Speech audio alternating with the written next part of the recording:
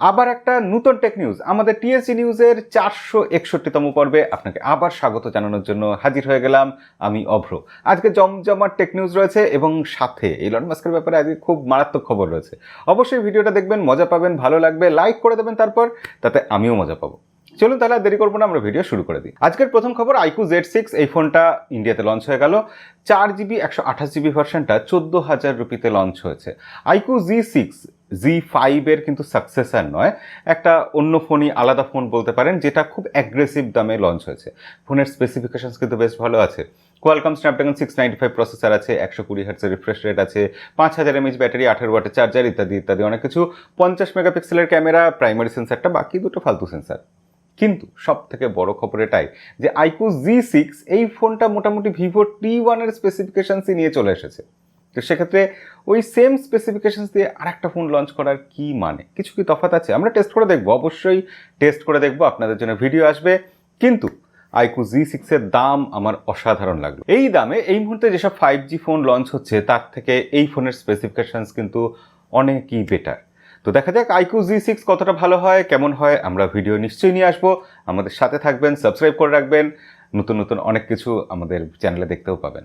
আজকের দ্বিতীয় খবর, iPhone 13-এর দাম কমতে চলেছে। iPhone 13-এর দাম কমবে কারণ আমরা এর আগে দেখে এসেছি iPhone 11-এর বেলা, iPhone 12-এর বেলা, যে যখনই ইন্ডিয়াতে প্রোডাকশন স্টার্ট হয়েছে তখন বিভিন্ন ওয়েবসাইটে অফার প্রাইসে অসম্ভব সস্তায় পাওয়া গেছে iPhone 11 খুব সস্তায় পাওয়া গেছে, iPhone 12 50,000 রুপিতে অ্যাভেলেবেল ছিল।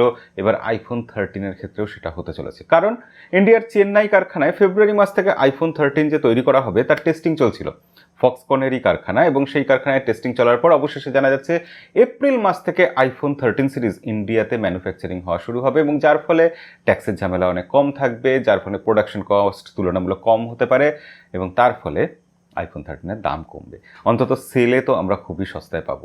আজকের তৃতীয় খবর, উইন্ডোজ 11-এ কি এবার তাহলে বিজ্ঞাপন আসতে চলেছে? আমরা MIUI-তে বিজ্ঞাপন দেখতাম বলে অনেক সমালোচনা করতাম, এবং তারপর Xiaomi ক্রমশ বিজ্ঞাপন কমিয়ে দিচ্ছে। কিন্তু উল্টো দিকে আমরা কম্পিউটারে সম্ভবত উইন্ডোজ 11-এ আগামী দিনে বিজ্ঞাপন দেখতে পাবো।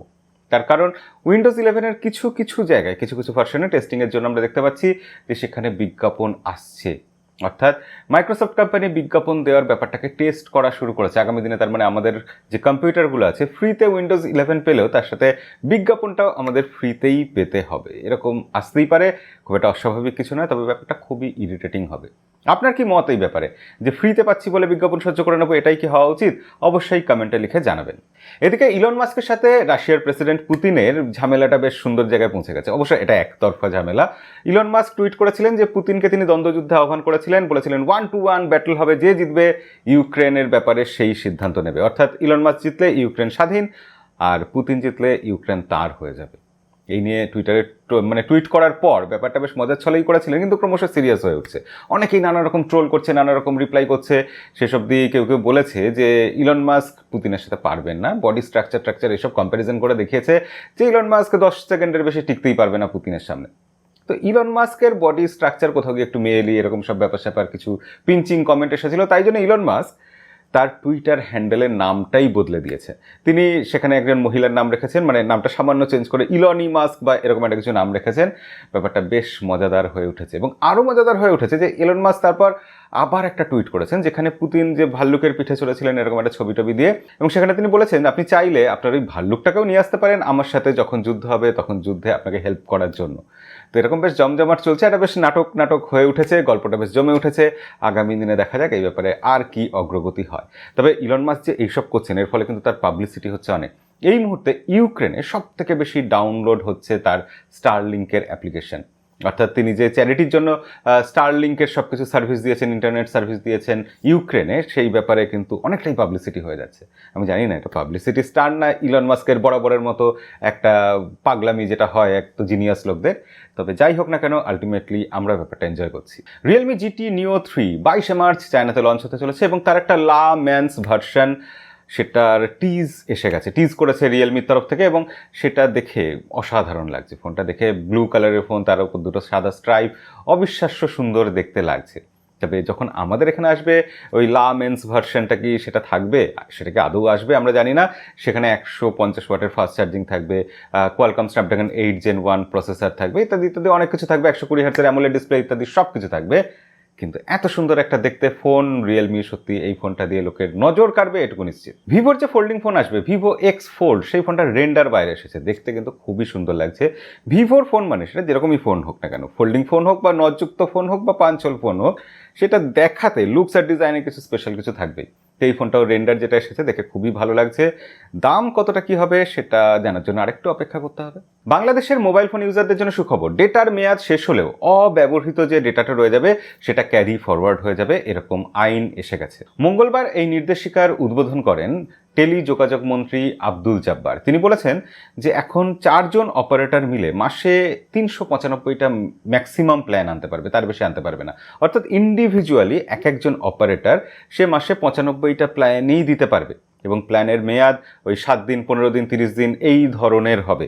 এবং যা ইচ্ছা প্ল্যান আনলাম, অসংখ্য প্ল্যান আনলাম, যেরকম এতদিন ধরে 4 জন মিলে 600রও বেশি প্ল্যান চালাচ্ছিল মার্কেটে, সেই ব্যাপারটা হবে না। মানুষের কনফিউশন কিছুটা কমবে। কিন্তু সব থেকে বড় বেনিফিট আমার যেটা লাগলো যে ডেটা ক্যারি ফরওয়ার্ড হবে। আপনি 4 দিনের প্যাক রিচার্জ করেছেন, 3 দিনের মাথায় আপনি যে পরের প্ল্যানটা রিচার্জ করবেন সেখানে আপনার অব্যবহৃত যে ডেটাটা রয়ে যাবে সেটা পরের প্ল্যানের সাথে যোগ হয়ে যাবে। অবশ্যই খুব ভালো খবর।